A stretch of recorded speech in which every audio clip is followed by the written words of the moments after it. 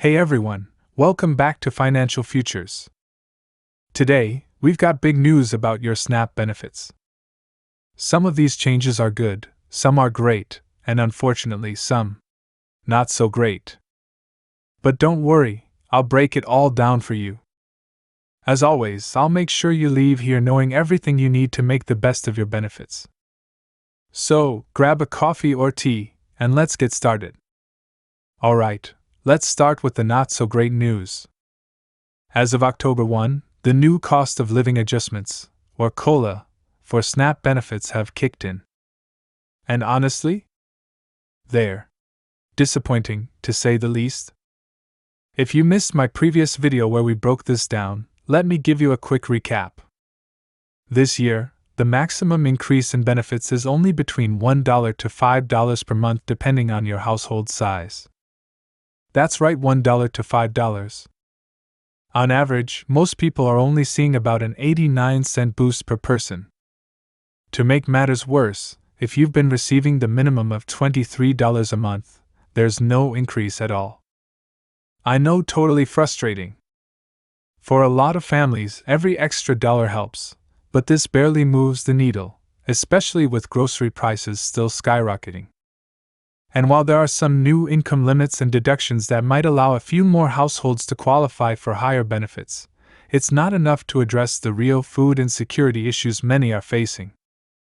According to the 2023 Household Food Security Report, 13.5% of U.S. households experienced food insecurity this past year. That's over 1 in 8 households struggling to put food on the table, and seniors are particularly at risk.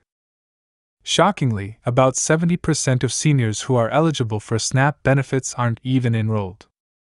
And it gets worse. Only 49% of those eligible for Supplemental Security Income, SSI, are enrolled. That means so many people are missing out on a lot of help that's out there, and it's heartbreaking. If you or someone you know qualifies for these benefits but hasn't signed up yet, now's the time to look into it. These programs could make a massive difference. And speaking of seniors, I know some of you have been experiencing food shortages in certain areas.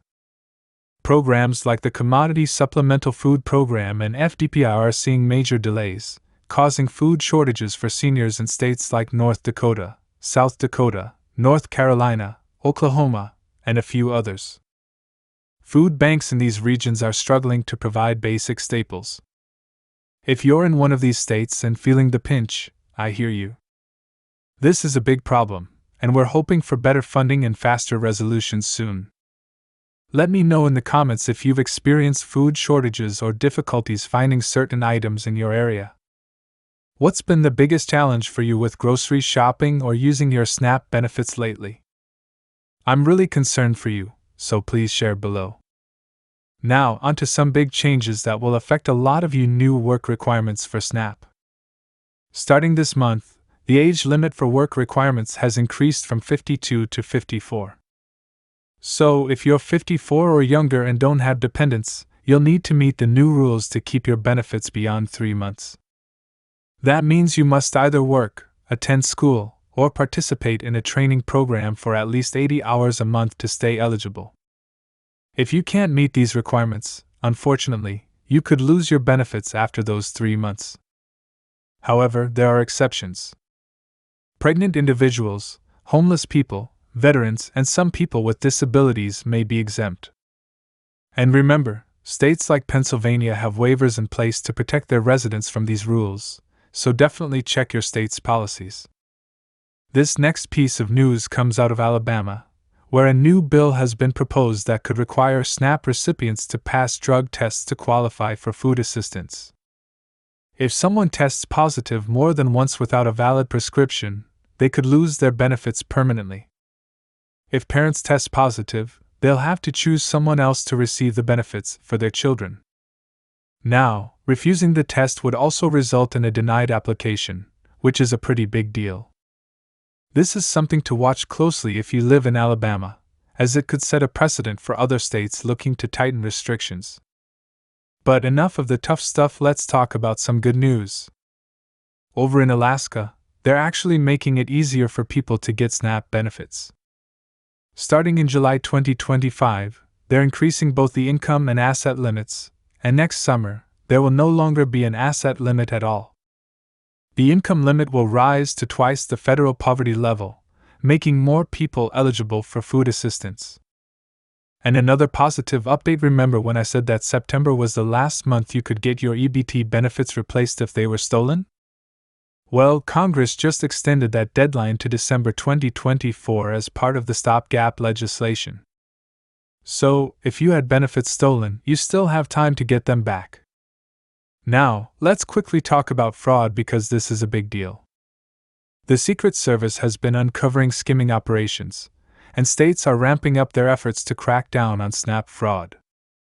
10 states, including Florida, Illinois, and Michigan, received major grants to combat fraud, and they're implementing new systems to detect suspicious applications. One of the biggest improvements we're still waiting for is chip-enabled EBT cards. Unfortunately, while some states have promised these upgrades, we're seeing delays.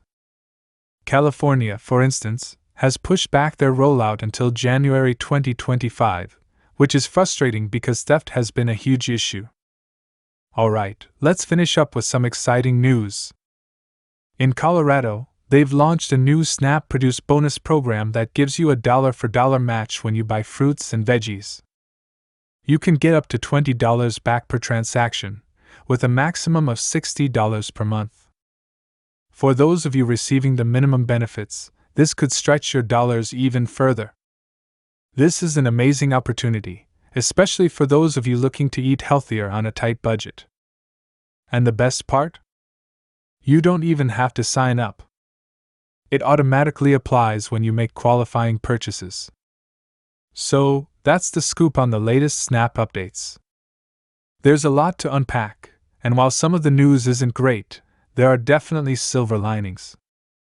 Stay informed, take advantage of those bonuses and programs, and make sure you're getting all the benefits you deserve.